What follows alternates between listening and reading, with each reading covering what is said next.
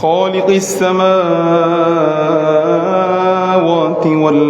والأرضين والصلاة والسلام على من كان نبيا وآدم بين الماء والطين وعلى آله وأصحابه وأهل بيته وعلماء أهل سنته وأولياء ملته الراشدين المرشدين.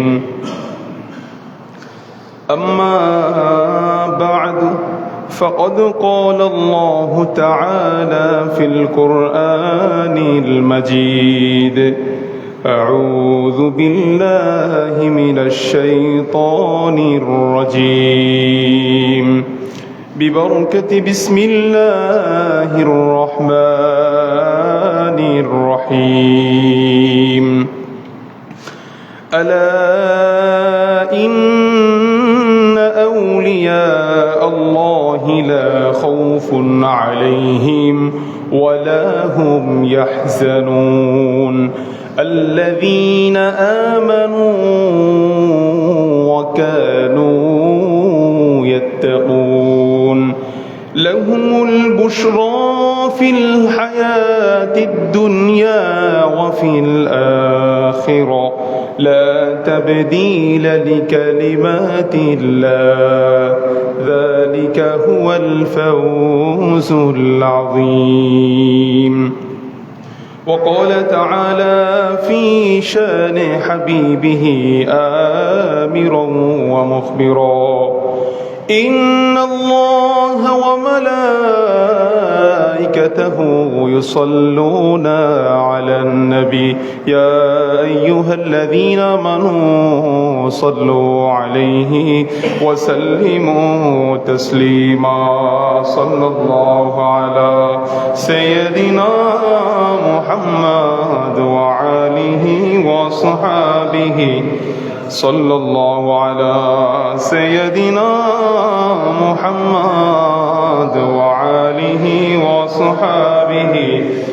صلاة يا رسول الله عليكم، سلام يا حبيب الله. فرق عشق مصطفى سامان بوست، بحر بردر غوشه دامان بوست. صلاة يا رسول الله عليكم، سلام يا حبيب الله. قلوب العارفين لها عيون ترى ما لا يراه الناظرون. صلاة يا رسول الله عليكم، سلام يا حبيب الله.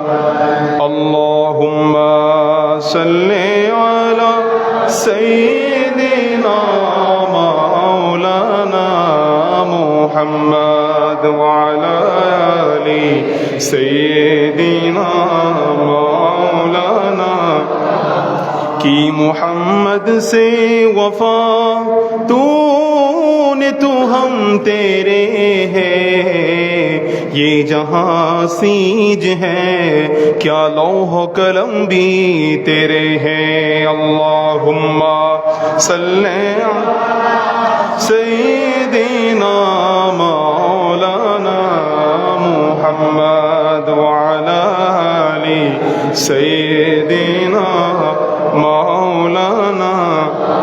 নবী গো আপনার ভালোবাসায় জীবনের গুনাহ ঝরে যায়. নবী গো আপনার ভালোবাসায় জান্নাতে নসিব হয়ে যায়. আল্লাহুম্মা সাল্লি আলা সাইয়্যিদিনা মাওলানা মুহাম্মদ ওয়া আলা আলি সাইয়্যিদিনা মাওলানা. ওলি দিগর রাজা মহারাজ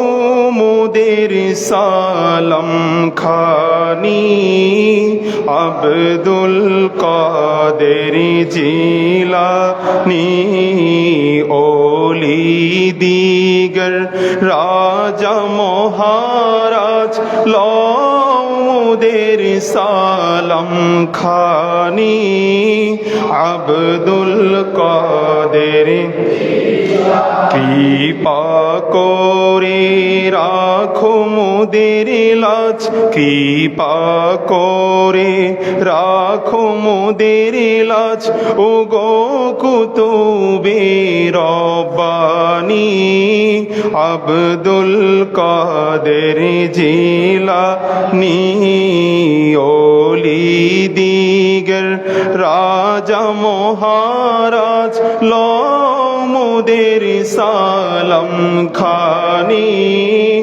আব্দুল কাদের রসূল পাকের তুমি পিয়ারা মৌলা আলীর নয়ন তারা মা ফাতিমার প্রাণের দুলাল হাসান হুসাইনের জিগর পারা হাসান হুসাইনের জিগর পারা সর্বগুণে গুণময়ী সর্বগুণে গুণময়ী তুমি মেহবুবে সুবহানী আব্দুল কাদের ওলি দিগর রাজা মহারাজ মোদের সালাম খানি আব্দুল কাদের জিলানী ওলি দিগর রাজা মহারাজ মোদের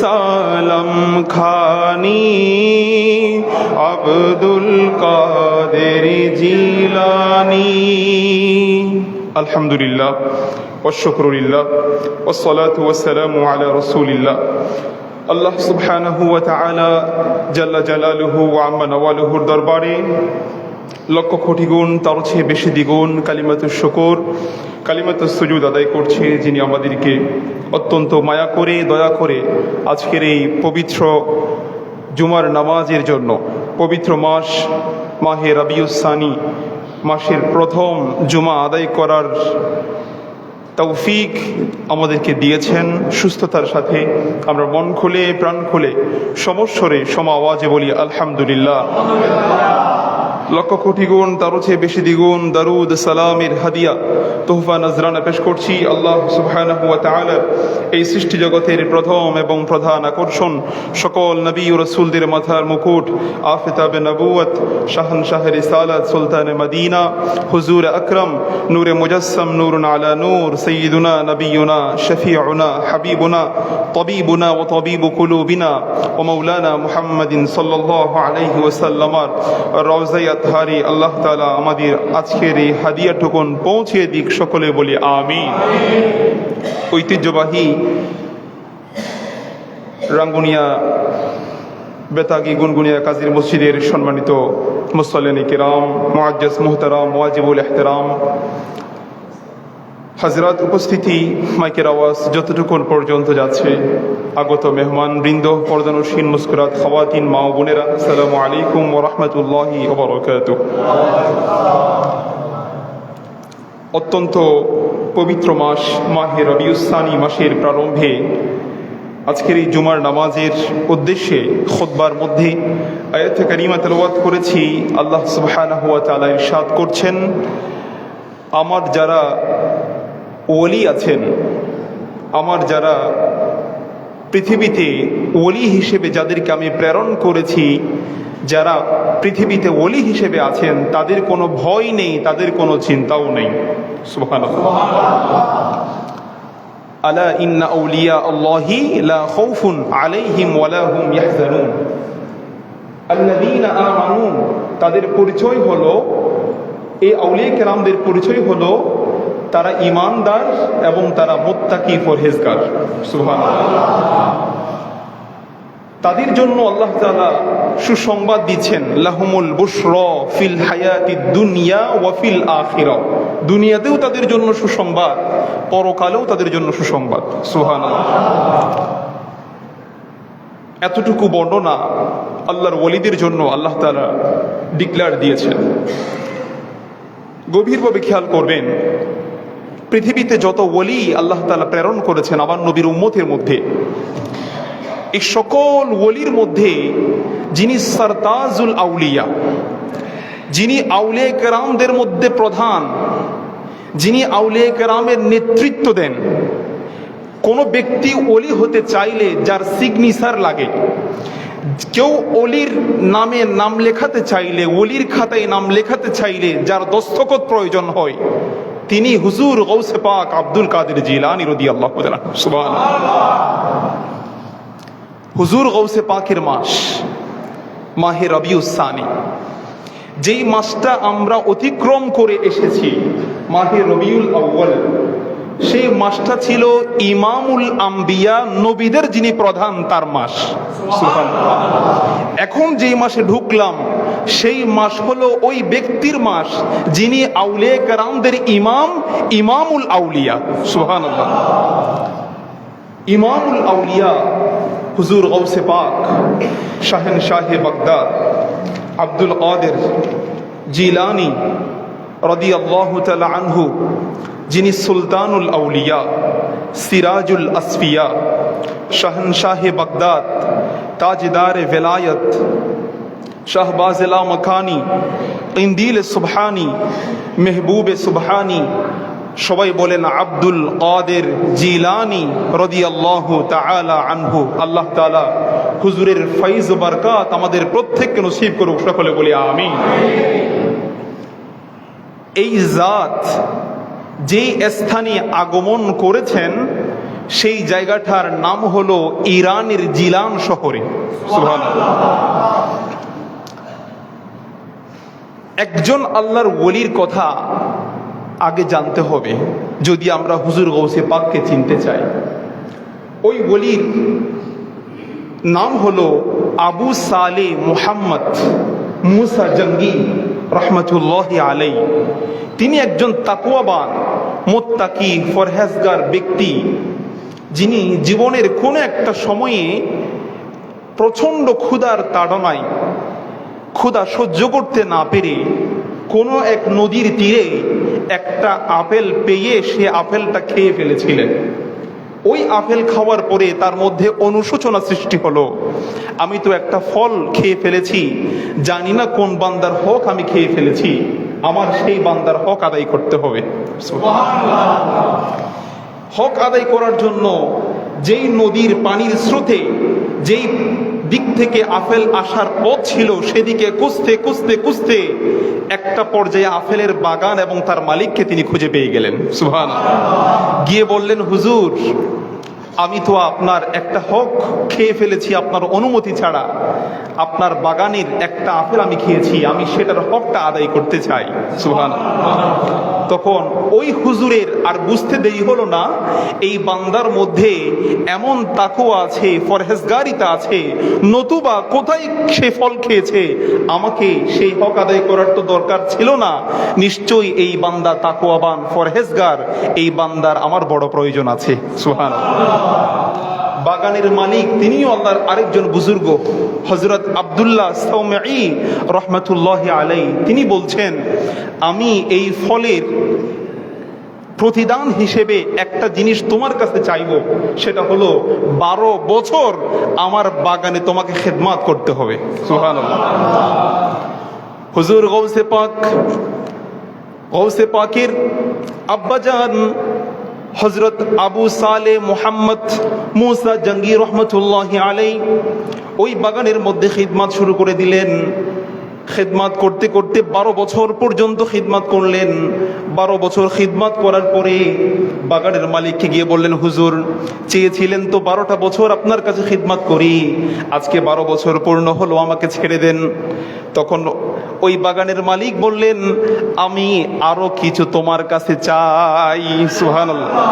12 বছর তুমি আমার খিদমত করেছো, তুমি তোমার ফলের প্রতিদান তুমি দিয়ে দিয়েছো। আরো একটা জিনিস তোমার কাছে চাই, আমার একটা মেয়ে আছে, যেই মেয়ে কানা, অন্ধ, কখনো চোখে দেখে নাই, কোনো কিছু শুনে না, হাঁটতে পারে না, ল্যাংড়া, ওই মেয়েকে আমি তোমার কাছে বিয়ে দিতে চাই। তখন ওই বান্দা ফলের প্রতিদান দেওয়ার জন্য আর কোনো হ্যাঁ বা না বলে নাই। হুজুর, আপনি যেমনটা চান, আমি বান্দার হক যেহেতু আদায় করতে এসেছি, আমি আপনার কন্যাকে আমি বিয়ে করতে রাজি আছি। সুবহানাল্লাহ। হুজুর নিজের কন্যাকে ওই আল্লাহর বান্দা আবু সালেহ মুহাম্মদকে বিয়ে দিয়ে দিলেন। বিয়ের পরে যখন রাতে স্ত্রীর সান্নিধ্যে গেলেন, স্ত্রীর কাছে গেলেন, তখন দেখলেন অত্যন্ত রূপবতী, সুন্দর, স্বাভাবিক জীবন যাপন করতে পারে এমন একজন নারী বসে আছে। তাড়াতাড়ি ঘর থেকে বের হয়ে গেলেন। হুজুর, যেই কন্যার কথা আপনি আমাকে বলেছিলেন যে কানা, ল্যাংড়া, হাঁটতে পারে না, চলতে পারে না, চোখে দেখে না, ওই মেয়ে তো সেখানে নাই। তখন হুজুর বললেন, কানা এজন্য বলেছি, আমার মেয়ে কখনো কোনো হারামের দিকে নজর দেয় নাই। সুবহানাল্লাহ। আমি আমার মেয়েকে অন্ধ বলেছি, কোনো হারাম দেখে নাই, বধির বলেছি, কোনো হারাম কিছু শুনে নাই, আমি ল্যাংড়া বলেছি, কোনো হারামের পথে আমার মেয়ে কখনো হাঁটে নাই। সুবহানাল্লাহ।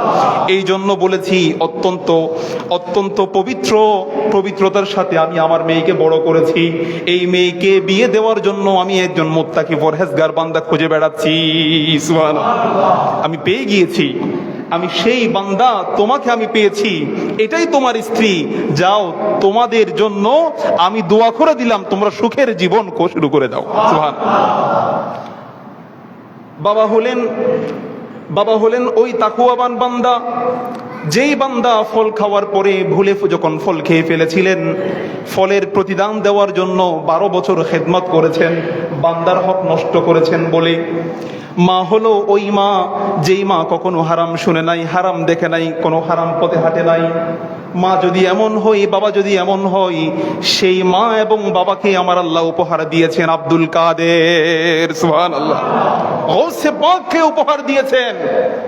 যেই বান্দা পৃথিবীতে এসেছেন, ইমামুল আউলিয়া, সমস্ত আউলিয়া কেরামের প্রধান যে নেতা, যিনি প্রধান, সেই ইমামুল আউলিয়াকে আমার আল্লাহ ওই দম্পতি, ওই মা এবং বাবাকে দান করে দিয়েছেন। সুবহানাল্লাহ। আগমন করলেন সেই মায়ের কোল জুড়ে যিনি আগমন করেছেন, তিনি হলেন হুজুর গৌসে পাক আব্দুল কাদের জিলানী রাদিয়াল্লাহু তাআলা আনহু। সন্তান আগমন করলেন। যেদিন আমার হুজুর গৌসে পাক আগমন করেছেন, সেই দিনটা ছিল শাবান মাসের 29 তারিখ। গভীরভাবে খেয়াল করবেন, শাবান মাসের কত তারিখ? 29 তারিখ। শাবান মাসের 29 তারিখ সন্ধ্যায় একটা সন্দেহ সৃষ্টি হয়, আগামীকাল কি রোজা হবে নাকি ঈদ হবে? কথা বলেন ঠিক কিনা? শাবান মাসের 29 তারিখ সম্ভাবনা আছে ওই রাতে চাঁদ ওঠারও সম্ভাবনা আছে, না ওঠারও সম্ভাবনা আছে। কিন্তু 29 তারিখ রাতে অত্যন্ত মেঘাচ্ছন্ন আকাশ, মেঘ ছিল, চাঁদ দেখার কোনো সুযোগ নেই। মানুষ জানতে পারছিল না যে আগামীকাল কি ঈদ হবে নাকি আগামীকাল কি রমজানের রোজা শুরু হবে নাকি রোজা রাখবো না, কোন সিদ্ধান্তে আমরা যাব, সেই মানুষ সিদ্ধান্ত নিতে পারছিল না। পরের দিন 29 তারিখের পরের দিন সকালবেলা মানুষ দলে দলে গৌসে পাকের আম্মা জানের কাছে আসতে শুরু করে দিয়েছে। সুবহানাল্লাহ। এসে জিজ্ঞেস করছে, আজকের ব্যাপার আপনার সিদ্ধান্ত কি? তখন গৌসে পাকের আম্মা জান বলেছেন যে আমার সন্তান সুবহে সাদিক থেকে শুরু করে এখনো পর্যন্ত কোনো দুগ্ধ পান করে নাই, আমি এই সিদ্ধান্ত দিতে পারি আজকে রমজানের রোজা শুরু হয়ে গিয়েছে। সুবহানাল্লাহ। হুজুর গৌসে পাক প্রথমে এসেই শরীয়তের বিধান প্রকাশ করে দিয়েছেন। শরীয়তের বিধান রোজা হবে নাকি হবে না এই সিদ্ধান্ত হুজুর গৌসে পাক এসে প্রদান করে দিয়েছেন। সুবহানাল্লাহ। আল্লাহর ওলিরা আসেন দিন কায়েম করার জন্য। আল্লাহর ওলিরা আগমন করেন দিনের মধ্যে ত্রুটি থাকলে সমাধান করার জন্য। আল্লাহর ওলিরা আসেন মানুষকে বেনামাজি থেকে নামাজি করার জন্য। আল্লাহর ওলিরা আসেন মদি শরাবি যত দুশ্চরিত্রের মানুষ আছে তাদের জীবনকে পরিবর্তন করে তাদেরকে জান্নাতের রাস্তা দেখিয়ে দেওয়ার জন্য। হুজুর গৌসে পাক প্রথম দিনে এসে মানুষকে সিদ্ধান্ত দিলেন যে আগামীকাল অর্থাৎ আজকে আমি দুগ্ধ পান করছি না, তার মানে হলো রমজানের রোজা শুরু হয়ে গিয়েছে, আপনারা রোজার নিয়ত করে ফেলতে পারেন। সুবহানাল্লাহ। আমার গৌসে পাকের আম্মা জান বলছেন আজকে তো সেই সিদ্ধান্ত মানুষকে জানিয়ে দেওয়া হয়েছে, আজকে রমজানের প্রথম দিন। বড় আশ্চর্যের বিষয় হলো আজকে থেকে শুরু হয়ে গোটা রমজানের 30টা দিন আমার এই সন্তান সুবহে সাদিক থেকে শুরু করে গুরুবে শামস পর্যন্ত অর্থাৎ সাহারি থেকে ইফতার পর্যন্ত এক যোগ দুগ্ধ পান করে নাই, সেও আমাদের সাথে রোজা রেখেছে, ইফতারের সময় ঠিকই ইফতার করেছে। সুবহানাল্লাহ। হুজুর গৌসে পাক যখন একটু একটু বড় হতে লাগলেন, যখন মক্তবে যাওয়ার সময় হয়েছে, মক্তবে গেলেন, উস্তাদের কাছে গেলেন, উস্তাদ বলছেন যে তুমি একটু পড়ে আমাকে একটু শোনাও। সুবহানাল্লাহ। শুরু করলেন পড়া, সূরা ফাতিহা পড়লেন, বাকারা পড়ে শেষ হলো, নেসা পড়লেন, আলে ইমরান পড়লেন, মাইদা পড়লেন, আনআম পড়লেন, পড়তে পড়তে পড়তে থামে না উস্তাদ চেয়ে আছেন। হুজুর গৌসে পাক পড়তে পড়তে 18তম পারায় গিয়ে থেমে গেলেন। সুবহানাল্লাহ। বলছে বাবা তুমি কোত্থেকে শিখেছো এই পড়া? তখন বলেছেন আমার আম্মা জানের রেহেমে যখন ছিলাম আমার আম্মা 18 পারার হিফজ করে কোরআনের হাফেজা ছিলেন। সুবহানাল্লাহ। আম্মা জান প্রত্যেক দিন ওই 18 পারা মুখস্থ তেলাওয়াত করতেন, আমি রেহেম থেকে আমার মায়ের আওয়াজ শুনতাম, শুনতে শুনতে 18 পারা আমি রেহেমেই মুখস্থ করে ফেলেছি। বাবা এই কথাগুলোর মধ্যে আমাদের মায়েদের জন্য মেসেজ আছে, আমাদের বাবাদের জন্য মেসেজ আছে। মায়েরা যদি এখনো সন্তান রেহেমে নিয়ে নামাজ পড়ে কোরআন তেলাওয়াত করে সন্তানকে শোনায়, জিকির আজকার করে তেলাওয়াত করে, আজও পর্যন্ত আল্লাহর ওলিরা পৃথিবীতে আগমন করবেন। সুবহানাল্লাহ। যদি সন্তান পেটে রেখে ফেসবুক ইউটিউবের মধ্যে যদি ডুবে যায়, ভিডিও দেখে অন্যায়ের দিকে যায়, খারাপের পথে যায়, তাহলে এই সন্তানও খারাপের পথেই চলে যাবে। কথা বলেন ঠিক কিনা? এখন আপনি যা ইনপুট করবেন সেখান থেকে তাই আউটপুট বের হবে। অনেক মায়েরা আফসোস করে সন্তানের জন্য, এই সন্তানগুলো কোরআনের খাদেম হবে, মসজিদের দিন ধর্ম মাযহাব মিল্লাতের মুত্তাকি পরহেজগার জগৎ বিখ্যাত আলেম হবে, এমন সন্তান যদি চান আমাদের মায়েদের সচেতন হওয়া প্রয়োজন। যেই যুগ আমরা অতিক্রম করছি, যে সময় আমরা অতিক্রম করছি, এখানে সচেতনতার কোনো বিকল্প নাই। আমাদের মায়েরা যদি আজও পর্যন্ত হুজুর গৌসে পাকের আম্মা জানকে ফলো করে, উম্মুল খায়র ফাতেমা রাদিয়াল্লাহু তাআলা আনহার জীবন যদি ফলো করে, মায়ের সন্তান রেহেমে নিয়ে যদি কোরআনের তেলাওয়াত করে চর্চা করে, এই সন্তান রেহেম থেকে এসেই দেখবেন আল্লাহর জিকির করা শুরু করে দিয়েছে। সুবহানাল্লাহ। তাকে আর প্রেশারাইজ করতে হবে না, বাবা নামাজটা পড়ো, কোরআনটা পড়ো, তেলাওয়াত করো, এই প্রেশার তাকে দিতে হবে না। দেখবেন সে অটোমেটিক, অনেক ছেলেদেরকে বলতে হয় না তুমি যাও, সে অটোমেটিক মসজিদে এসে ঢুকে যায়। বলতে হয় না তুমি কোরআন তেলাওয়াত করো, সে প্রত্যেক দিন একটু তেলাওয়াতের প্রতি আগ্রহী হয়। তাকে 2 পৃষ্ঠা পড়তে বলে সে 5 পৃষ্ঠা পড়ে। এখানে মা বাবার বিশাল একটা প্রভাব আছে। আল্লাহ তাআলা হুজুর গৌসে পাকের আম্মা জান আব্বা জানের মতো আমাদেরকেও জীবন যাপন করার তৌফিক দান করুক, আমিন। গৌসে পাকের যখন আরো জীবন আমরা দেখি যে হুজুর গৌসে পাকের জীবন 3 ভাগে বিভক্ত। প্রথম 1 বছর থেকে 18 বছর পর্যন্ত হুজুর নিজের জিলান শহর সেখানে পড়াশোনা সম্পন্ন করেছেন। 18 বছর যখন পূর্ণ হলো, মাকে বললেন যে আম্মা জান আমি পড়াশোনার উদ্দেশ্যে বিদেশে যাত্রা করতে চাই। বাগদাদ ছিল, নিজামিয়া মাদ্রাসা ছিল ওই সময়ের পৃথিবীর সবচেয়ে বড় বিদ্যাপীঠ। আমি সেখানে গিয়ে জ্ঞান অর্জন করতে চাই, মা আমাকে তুমি একটু সুযোগ করে দাও। সুবহানাল্লাহ। হুজুর গৌসে পাক আব্দুল কাদের জিলানী রাদিয়াল্লাহু তাআলা আনহু 18 বছর বয়স যখন হলো, আম্মাজানের কাছ থেকে অনুমতি চাইলেন। আম্মাজান বললেন, ঠিক আছে, তুমি জ্ঞান অর্জনের উদ্দেশ্যে বাগদাদে সফর করো। জ্ঞান অর্জনের উদ্দেশ্যে যখন যাত্রা করলেন, যাত্রাপথে 40টা দিরহাম নিজের কাপড়ের মধ্যে সেলাই করে সন্তানের জন্য দিয়ে দিলেন।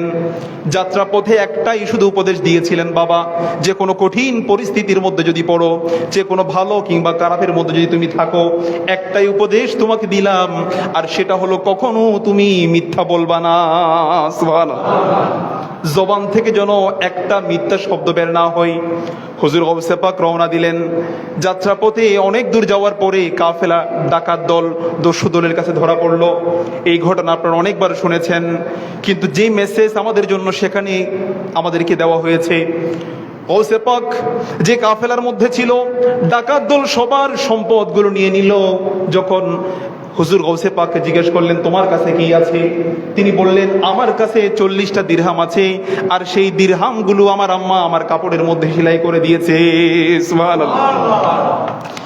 ডাকাতের সৈন্যরা আশ্চর্য হয়ে গেল, কি যুবক আমরা পেলাম যে কত টাকা আছে সেটাও বলে, আবার কোথায় আছে সেটাও বলে দেয়। সুবহানাল্লাহ। মানুষ তো লুকানোর চেষ্টা করে। সবাই গিয়ে তাদের প্রধান, ডাকাত প্রধানকে বললেন যে আমাদের যাকে আমরা ধরলাম, এমন এক আশ্চর্য যুবককে আমরা ধরলাম যে কত টাকা আছে সেটাও বলে, আবার কোথায় আছে সেটাও বলে দেয়। তিনি নিজে আসলেন, এসে জিজ্ঞেস করলেন, বাবা কি আছে তোমার কাছে? তখন তিনি বললেন যে আমার কাছে 40 দিরহাম আছে, সেগুলো আমার আম্মা আমার এই বগলের নিচে সেলাই করে দিয়েছে, আপনারা সেগুলো চাইলে দেখতে পারেন। সুবহানাল্লাহ। তখন ওই ডাকাত প্রধান বলল, বাবা, এই কাফেলার সবাই তো নিজের সম্পদ লুকানোর চেষ্টা করে, তুমি নিজের সম্পদ কোথায় আছে, কেমন আছে সেটাও বলে দিয়েছো, তার কারণ কি? তখন গৌসে পাক একটা কথাই বললেন, আসার পথে আম্মা বলেছিল যেন কারোর সাথে মিথ্যা কথা না বলি, আমার জীবন যেতে পারে, আমার আম্মার উপদেশ আমি রক্ষা করব, আমি একটা শব্দ মিথ্যা বলবো না, আমার আম্মা যা দিয়েছে আমি সত্য কথাই আপনাদেরকে বলে দিয়েছি। সুবহানাল্লাহ। হুজুর গৌসে পাকের কথা শুনে কোনো ওয়াজ করে নাই, কোনো নসিহত করে নাই, কোনো কথা এমন বলে নাই যে কথার মাধ্যমে তার জীবন পরিবর্তন হতে পারে। শুধু সত্য কথা বলেছে, সেই সত্য কথার মাধ্যমে ডাকাত দলের জীবন পরিবর্তন হয়ে গিয়েছে। ডাকাত প্রধান বললেন, একজন সন্তান মায়ের সাথে ওয়াদা করেছিল মিথ্যা কথা বলবে না, সেই কথা রক্ষা করার জন্য সেই মিথ্যাবাদ দিয়ে দিয়েছে, সদা সত্য কথা বলছে। আমি তো প্রতিদিন আল্লাহ পাক রব্বুল আলামিনের সাথে ওয়াদা করি আল্লাহর এই কাজ করব না, কিন্তু ক্ষুধার তাড়নায় আমি প্রতিদিন বের হয়ে যাই, মানুষকে কষ্ট দিই, ডাকাতি করি, মানুষকে বিভিন্নভাবে আমি কষ্টের মধ্যে ফেলে দিই। আমি আমার আল্লাহর সাথে ওয়াদা খেলাফ করি, আর এই বান্দা নিজের মায়ের সাথে প্রতিশ্রুতি যেই দিয়েছে সেটা পালন করছে। আমি আর এই কাজ করব না। ওই বান্দার কাছে আমার ওই গৌসে পাকের কাছে ডাকাত প্রধান বায়াত গ্রহণ করে পরিপূর্ণ তওবা করে সে পরিপূর্ণ ভালো হয়ে যায়। সুবহানাল্লাহ। শুধু তিনি ভালো হন নাই, তার সাথে যত বান্দা ছিল, যত ডাকাত সেনা ছিল, সবাই জীবন পরিবর্তন হয়ে গিয়েছে। আর কাফেলার মধ্যে যত মানুষের জিনিসপত্র তারা নিয়েছিল, প্রত্যেকটা জিনিস তাদের কাছে ফিরিয়ে দিয়েছে। হুজুর গৌসে পাকের একটা সত্য কথা বলার কারণে ওই মানুষগুলোর জীবনও পরিবর্তন হয়েছে, আর কাফেলার প্রত্যেকেই তাদের সম্পদগুলো তারা ফিরে পেয়েছে। সুবহানাল্লাহ। হুজুর গৌসে পাক সত্য কথা, এই মায়ের একটা উপদেশ নিজের জীবন পরিবর্তন করার জন্য কাউকে ওয়াজও করে নাই। এমন না যে ডাকাত দলদেরকে বসিয়ে কিছু ওয়াজ নসিহত করেছেন, এমন না যে তাদেরকে বুঝালেন যে ভাই তাদের জিনিস তাদেরকে দিয়ে দেন, কিছুই করে নাই। শুধু একটা কাজ করেছিল, জবান থেকে সত্য কথাই বের করেছিল। সুবহানাল্লাহ। আমরা তো বাঁচার জন্য বিভিন্ন ইনিয়ে বিনিয়ে বিভিন্নভাবে মিথ্যা কথার আশ্রয় নিই। এখানে থেকে বলে আমি ওখানে আছি। কখনো অফিসে আদালতে যেতে বিলম্ব হলে অনর্থক ছুটি কাটিয়ে অনেক মানুষকে দেখা যায় গিয়ে মিথ্যা কথা বলছে। মানুষের কথা থেকে বাঁচার জন্য আমরা মিথ্যার আশ্রয় নিই।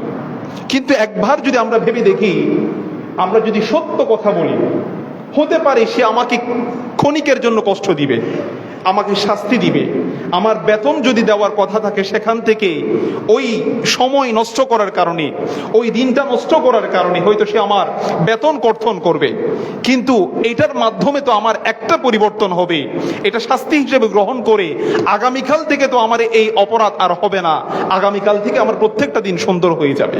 সুবহানাল্লাহ। কিন্তু আজকে যখন আপনি মিথ্যার আশ্রয় নিয়েছেন, এর পরের দিন আপনি তার কাছে একজন মানুষ গিয়ে বলছে, ভাই আমার নানি মারা গিয়েছে বিধায় আমি আসতে পারি নাই, অথচ তার নানি অনেক আগেই মরে গিয়েছে। যে এই যে একটা মিথ্যা কথা সে আশ্রয় নিল, আর কখনো কি নানির মৃত্যুর কথা তাকে আর বলতে পারবে না? সম্ভব না। এই যে মিথ্যার আশ্রয় নিলে মানুষের চেহারার মধ্যে মলিনতা চলে আসে, মানুষের চেহারা দিন দিন পেরেশানির মধ্যে চলে যায়। অনেক মানুষ ব্যবসার কারণে জিনিস ভালো না, খারাপ জিনিসকে ভালো বলে বিক্রি করে দিচ্ছে, এমন মানুষ আছে না নাই? আছে। অনেক ভাইয়েরা 2 টাকা 5 টাকা 10 টাকা বেশি বিক্রি করার জন্য, অথচ সে যে টাকাগুলো যে ইউজ করতে পারবে এটার কোনো নিশ্চয়তা আছে নাই। কিন্তু মানুষকে এগুলো কোনোভাবে চালিয়ে দেওয়ার জন্য মানুষকে কতভাবে সে মিসবিহেভ করছে, মিসগাইড করছে, মিথ্যা কথা বলছে। এইভাবে যদি কোনো মানুষ মিথ্যা কথা বলে, তার চেহারার মধ্যে মলিনতা চলে আসবে, তার জীবন থেকে পেরেশানি যাবে না। কিন্তু মনে রাখবেন, কোনো মানুষ যদি সত্য কথা বলে, চেষ্টা করে সত্যের উপর অটল থাকার জন্য, যাকে আমি কথা বলছি সে একটু কষ্ট পেলে কষ্ট পাক, তবু বলে দিলাম, আমার মনে যা আছে সত্য কথাটাই বলে দিলাম। যদি এমন কোন সত্যবাদী বান্দা থাকে, তাহলে বুঝে নিবেন এই মানুষটার চেহারার মধ্যে দিন দিন নূরানিয়ত বেড়ে যাবে, দিন দিন আল্লাহর পক্ষ থেকে তার কলবের মধ্যে পেরেশানি দূর হয়ে অন্তরে প্রশান্তি সৃষ্টি হবে। সুবহানাল্লাহ। আমার নবী যখন নবুয়ত জাহির করছেন, গোটা আরবের মানুষ যখন আমার নবীর বিরুদ্ধে চলে যাচ্ছিল, তখন শুধু নবীজি একটা কথা পাহাড়ের উপর উঠে জিজ্ঞেস করেছিলেন, তোমাদের কাছে আমার পরিচয় কি, আমি কে? তখন সবাই এক বাক্যে বলেছিল, আপনি সাদেক, আপনি সত্যবাদী, আপনি আমিন, আপনি বিশ্বস্ত একজন ব্যক্তিত্ব। সুবহানাল্লাহ। আমরা তো সেই নবীর উম্মাহ, আমরা তো হুজুর গৌসে পাকের অনুসারী, আমরা তো কাদেরী, আমরা তো কাদেরিয়া সিলসিলার অনুসারী। আমরা আল্লাহ তাআলা আমাদেরকেও হুজুর গৌসে পাক যেভাবে সত্যের উপর অটল ছিলেন, অটল থাকার কারণে অসংখ্য ব্যক্তির জীবন পরিবর্তন হয়ে গিয়েছে, আল্লাহ তাআলা আমাদেরকে সেই ধরনের সত্যের উপর সর্বদা অটল থাকার তৌফিক দান করুক। আমিন। আস-সিদকু ইউনজি, সত্য মুক্তি দেয়, ওয়াল কিযবু ইউহলিক, মিথ্যা মানুষকে ধ্বংস করে দেয়। আল্লাহ তাআলা মিথ্যা থেকে বাঁচার আমাদেরকে তৌফিক দান করুক। আমিন। হুজুর গৌসে পাক যখন বাগদাদের মধ্যে প্রবেশ করলেন, জিলান থেকে সফর করে যাচ্ছেন কোথায়? বাগদাদের মধ্যে। বাগদাদে প্রবেশ করে তিনি নিজামিয়া মাদ্রাসার মধ্যে পড়াশোনা করলেন। পড়াশোনা শেষ করে আরো বেশি রিয়াজত করার জন্য, আরো সাধনা করার জন্য, হুজুর আল্লাহর সান্নিধ্যে যাওয়ার জন্য বনে জঙ্গলে অবস্থান করে বেশি বেশি ইবাদত শুরু করে দিয়েছেন। সুবহানাল্লাহ। 18 বছর বয়সে জিলান থেকে তিনি গিয়েছেন বাগদাদে। 18 থেকে 37 এই হলো হুজুর গৌসে পাকের 2 নাম্বার স্টেপ, জীবনের দ্বিতীয় ধারা। এই সময়ে তিনি রিয়াজত করেছেন, জ্ঞান অর্জন করেছেন, সাধনা করেছেন, সর্বোপরি বনে জঙ্গলে আল্লাহ তাআলার সান্নিধ্য অর্জন করেছেন। তখন গায়েব থেকে আওয়াজ আসতে শুরু করে দিয়েছে যে গৌসে পাক, এই আব্দুল কাদের, তোমাকে তো বনে জঙ্গলে রিয়াজত করার জন্য সৃষ্টি করা হয় নাই, তোমাকে তো বান্দার উপকার করার জন্য পাঠানো হয়েছে, পৃথিবীর মানুষ যেন তোমার কাছ থেকে উপকৃত হতে পারে, যাও মানুষের খিদমত তুমি শুরু করে দাও। সুবহানাল্লাহ। এই কথা শোনার পরে, অদৃশ্য থেকে যখন তিনি এই কথা শুনলেন, এই কথা শোনার পরে তিনি ঘরের মধ্যে ফিরে আসলেন। হুজুর গৌসে পাক যখন ঘরে ফিরে আসলেন, ঘরে ফিরে আসার পরে একদিন এক মসজিদের মধ্যে নামাজ পড়ার জন্য গেলেন, জোহরের নামাজ পড়লেন। জোহরের নামাজ পড়ে একটু খাওয়া দাওয়ার করার পরে একটু কাইলুলা করলেন, বিশ্রাম নিতে লাগলেন। বিশ্রামের মধ্যে তিনি খুব পেরেশানির মধ্যে আছেন যে আমাকে তো আল্লাহ পাক রব্বুল আলামিন অর্ডার করলেন মানুষের খিদমত করার জন্য, মানুষকে ভালো কথা বলার জন্য, কোরআন হাদিসের কথা বলার জন্য, কিন্তু আমার ভাষা তো ফার্সি ভাষা। কারণ হুজুর গাউসে পাক ছিলেন ইরানের অধিবাসী, আপনারা জানেন ইরানের মানুষের ভাষা হলো ফার্সি। কিন্তু হুজুর গাউসে পাক যেখানে জ্ঞান বিতরণ করবেন, মানুষকে সত্য কথা বলবেন, কোরআন হাদিসের কথা বলবেন, ওই জায়গাটা ছিল খাঁটি আরবি জায়গা। ওখানে আরবি ভাষায় মানুষকে কথা বলতে হবে, ভাষা ছিল ফার্সি, কথা বলতে হবে আরবিতে। এই বিষয়টি নিয়ে হুজুর চিন্তার মধ্যে পড়ে গেলেন, কিভাবে মানুষকে বোঝাবেন। চিন্তা করতে করতে হঠাৎ ঘুম চলে আসলো। ঘুমের মধ্যে আমার নবী এসে স্বপ্ন দেখালেন। সুবহানাল্লাহ।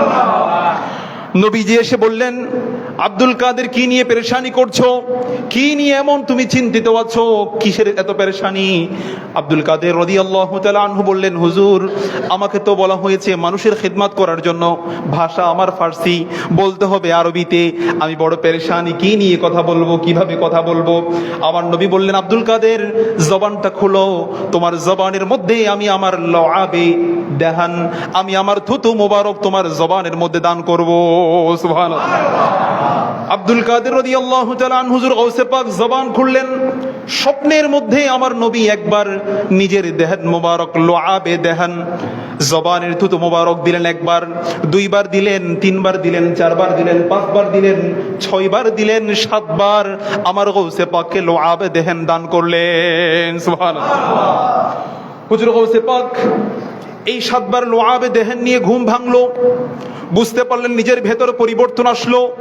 আরো কিছুদিন অতিক্রম করলো, এভাবে আরো একটা ঘুমের মধ্যে তিনি স্বপ্নে দেখলেন মদিনাতুল ইলম ওয়া আলিয়ুন বাবুহা, আমার নবী যেই সাহাবীকে জ্ঞানের শহর বলেছেন হযরতে আলী রাদিয়াল্লাহু তাআলা আনহু, স্বপ্নের মধ্যে আসলেন, এসে বলেন, আব্দুল কাদের জবান খুলো, আমার নবী তো বলেছিল তোমাকে বয়ান করার জন্য, এখনো কেন বয়ান করো না? সুবহানাল্লাহ। জবান খুললেন আব্দুল কাদের গাউসে পাক রাদিয়াল্লাহু তাআলা আনহু, জবান খুললেন। হযরতে আলী রাদিয়াল্লাহু তাআলা আনহু একবার লআবে দেহান থুতু মোবারক দিলেন, দুইবার দিলেন, তিনবার দিলেন, চারবার দিলেন, পাঁচবার দিলেন, ছয়বার গিয়ে থেমে গেলেন। আমার গাউসে পাক জিজ্ঞেস করলেন, হুজুর ছয়বার দিলেন, সাতবার কেন দিলেন না? আলী রাদিয়াল্লাহু তাআলা আনহু বললেন, আমার নবী সাতবার দিয়েছেন, বরাবর তো করা যায় না, এজন্য আমি ছয়বার দিয়ে তোমার জ্ঞানের মধ্যে পরিপূর্ণ করে দিলাম। সুবহানাল্লাহ। হুজুর গাউসে পাক ছয়বার লআবে দেহান নিয়ে সেখান থেকে যখন চলে আসলেন, ঘুম যখন ভাঙলো, মসজিদের মধ্যে যখন, মিম্বারের মধ্যে যখন দাঁড়ালেন, তখন জবানে আরবি কথা বলতে শুরু করে দিলেন। মানুষ ডান থেকে আসে, বাম থেকে আসে, সামনে থেকে আসে, পেছন থেকে আসে, মানুষ বাড়ে যায়, বেড়ে যায়, বাড়তে বাড়তে কোনো বর্ণনায় পাওয়া যায় আমার গাউসে পাকের আলোচনার মধ্যে 70,000 মানুষ উপস্থিত ছিল। সুবহানাল্লাহ। হুজুর গাউসে পাকের জবানের কথা এমন কোন মানুষ নাই, 70,000 মানুষ বসলে কতটুকু মানুষ যায়। একেবারে শেষের জন বলছে, সামনের জন যেমনটা শুনেছেন আমিও তেমন স্পষ্ট ভাবে হুজুরের কথা শুনেছি। জবান যখন দামি হয়ে যায় তখন আর কোনো শব্দ বাকি থাকে না। আল্লাহ পাক রব্বুল আলামিন ইব্রাহিমকে বলেছিলেন, ইব্রাহিম আলাইহিস সালামকে, তুমি আযান দাও, গোটা পৃথিবীর মানুষকে জানিয়ে দেওয়ার দায়িত্ব আমার। আর যখন কোনো বান্দা আল্লাহর সান্নিধ্যে চলে যায়, সে যখন শুধু জবানের শব্দ বের করতে দেরি হয়, সেই জবানের শব্দ প্রত্যেকের কানে কানে পৌঁছে দেয় আল্লাহ। সুবহানাল্লাহ। হুজুর গাউসে পাকের কথা প্রত্যেকটা মানুষ আমল করতে লাগলো। কোনো মানুষ কাপড় কথা সহ্য করতে না পারে, কাপড় ছিঁড়ে ফেলতে লাগলো। কোনো মানুষ বেহুশ হয়ে যায়। এভাবে মানুষের জীবন চলতে লাগলো, মানুষের জীবন পরিবর্তন হতে লাগলো।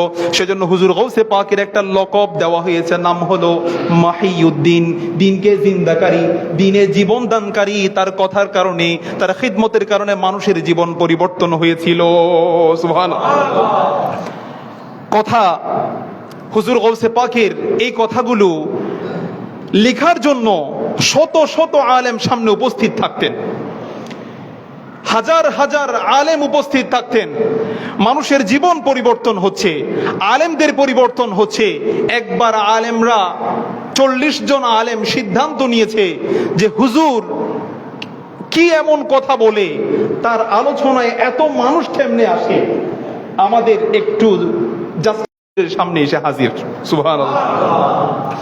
তো হুজুর গৌসে পাক তিনি বললেন তাদেরকে, দেখো আমার নাম আব্দুল কাদের, আমি কাদেরের বান্দা, আমার রব কাদের, তিনি হলেন সর্বশক্তিশালী, তিনি আমাকে এমন শক্তি দিয়েছেন যে তোমরা কি প্রশ্ন নিয়ে এসেছো সে প্রশ্নত, এলমে তরিকত, এলমে যত ধরনের এলমে লাদুনি আছে, আমার আল্লাহ নবীজির মাধ্যমে, আমার নবীর লোআবে দেহেন দিয়ে আর হযরতে আলী রাদিয়াল্লাহু তাআলা আনহুর আনা মদিনাতুল ইলম, আমি জ্ঞানের শহর, তার পক্ষ থেকে সেই জ্ঞান পেয়ে তিনি পরিপূর্ণ হয়ে গিয়েছেন।